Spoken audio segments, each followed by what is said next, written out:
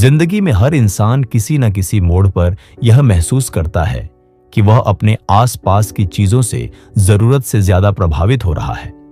किसी की बात रूठा देती है, किसी की नजर परेशान कर देती है, किसी की नकारात्मक सोच हमारे अंदर अजीब सी बेचैनी पैदा कर देती है। लेकिन इस पूरी किताब का सार हमें यही सिखाना चाहता है कि असल में हमारा जीवन बाहरी परिस्थितियों से नहीं, बल्कि उन परिस्थितियों पर हमारी प्रतिक्रिया से तय होता है।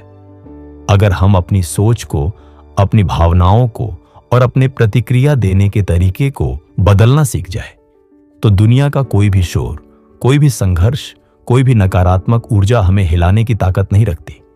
इंसान का मन एक ऐसे कमरे जैसा है जिसमें हमेशा कुछ न कुछ चल रहा होता है। यादें, बातें, डर, उम्मीदें, तनाव, लोग और स्थितियां, ये सब निरंतर अंदर बाहर हो रहे होते हैं।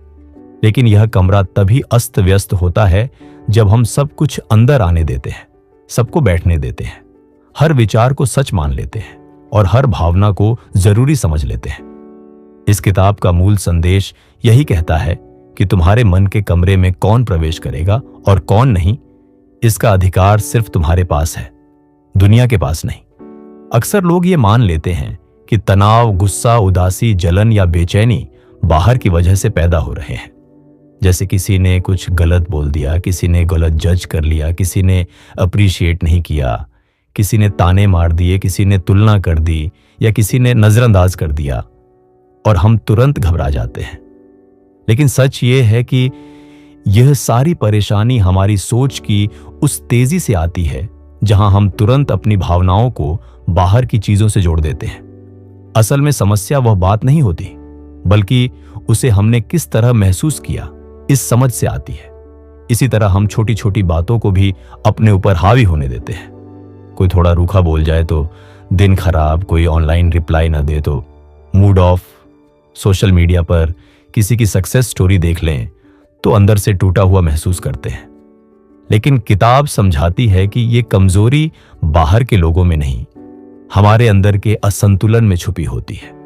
जब तक हम दूसरों की बातों को अपना मूल्य तय करने का अधिकार देते रहेंगे, तब तक हम कभी शांति का अनुभव नहीं कर पाएंगे। लेखक यह भी बताता है कि इंसान को सबसे ज्यादा दर्द विचारों से होता है, न कि वास्तविकता से। अगर हमें कोई बात बुरी लगती है तो उस बात की वजह से नहीं, बल्कि उस बात के बारे में हम अपनी सोच में क्या क्या कहानियां बना लेते हैं, उसकी वजह से। एक छोटी सी टिप्पणी को मन में कई बार रिप्ले करके हम इसे इतना बड़ा बना देते हैं कि वह हमारी भावनाओं को खा जाती है। लेकिन अगर हम अपनी सोच को ऑब्जर्व करना सीख जाए तो हम समझ पाएंगे कि क्या वाकई कोई बात इतनी बड़ी है या सिर्फ हमारा मन उसे बड़ा बना रहा है। यही वह बिंदु है जहां यह किताब अपनी सबसे बड़ी सीख देती है कि अगर तुम अपनी सोच को नियंत्रित कर लेते हो, अपनी प्रतिक्रियाओं को शांत कर लेते हो और अपने भावनात्मक चक्र को समझ लेते हो, तब कोई भी इंसान, स्थिति या चुनौती तुम्हें परेशान नहीं कर सकती। तुम एक ऐसा मानसिक ढांचा बना लेते हो जिसमें बाहरी चीजें अंदर प्रवेश ही नहीं कर पाती। लेखक कहता है कि जीवन में क्लैरिटी सबसे बड़ी ताकत है।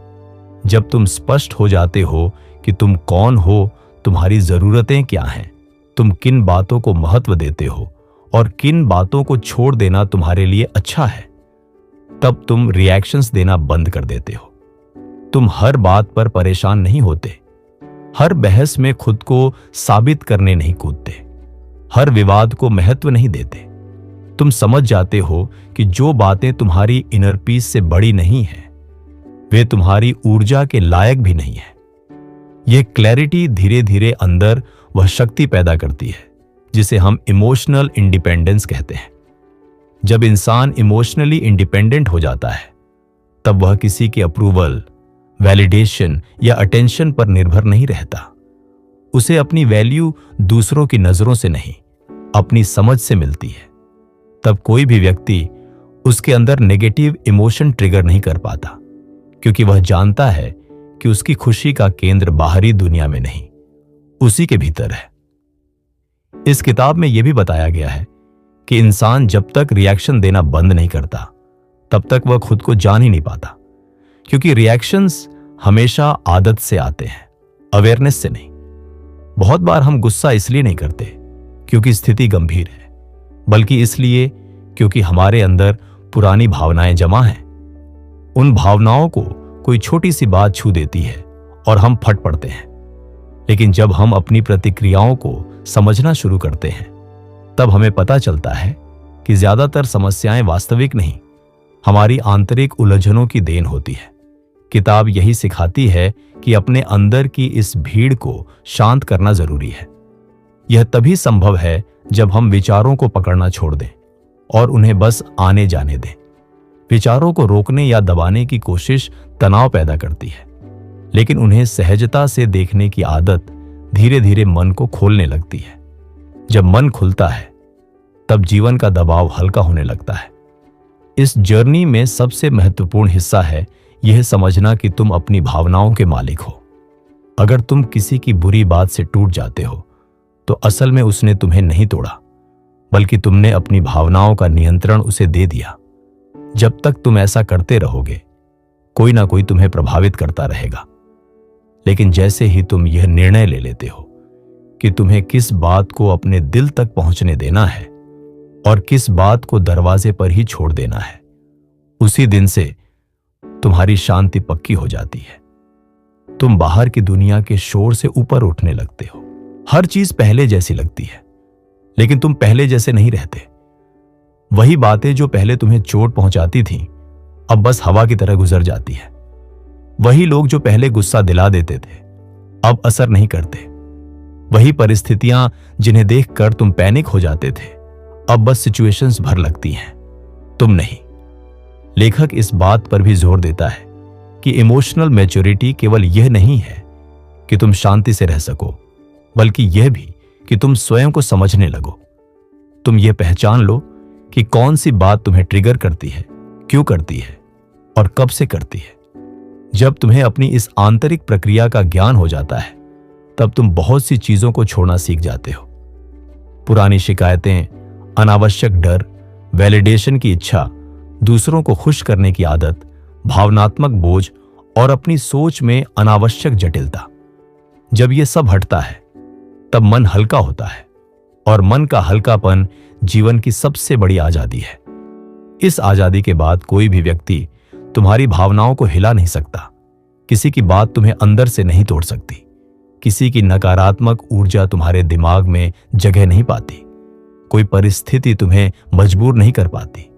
तब तुम सच में जीना शुरू करते हो, अपने लिए, अपने मन के लिए, अपनी शांति के लिए। धीरे धीरे तुम यह महसूस करने लगते हो कि जो बातें पहले पहाड़ लगती थीं, वे अब राई से भी छोटी लगती हैं। जो लोग तुम्हारी खुशी छीन लेते थे, अब वे सिर्फ लोग लगते हैं, भगवान नहीं। जो सिचुएशंस तुम्हारी रातों की नींद उड़ाती थीं, अब वे बस जिंदगी के सामान्य उतार चढ़ाव लगती है। और यही इस किताब की सबसे गहरी सीख है। दुनिया को बदलने की कोशिश मत करो, खुद को बदलो। क्योंकि जब तुम अपने अंदर की दुनिया को शांत कर लेते हो, बाहरी दुनिया तुम्हें कभी भी परेशान नहीं कर सकती। अंत में यह किताब हमें सिखाती है कि जिंदगी में भावनात्मक शक्ति किसी सुपर पावर की तरह है।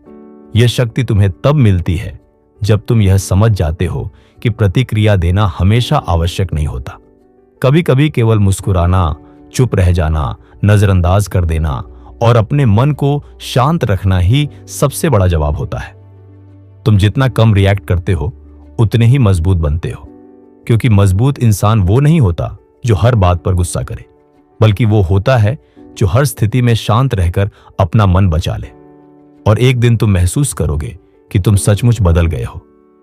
वह बदलाव ही असली जीत है। वही आत्मनियंत्रण है, वही शांति है, वही स्वतंत्रता है, और वही इस किताब का संपूर्ण संदेश है।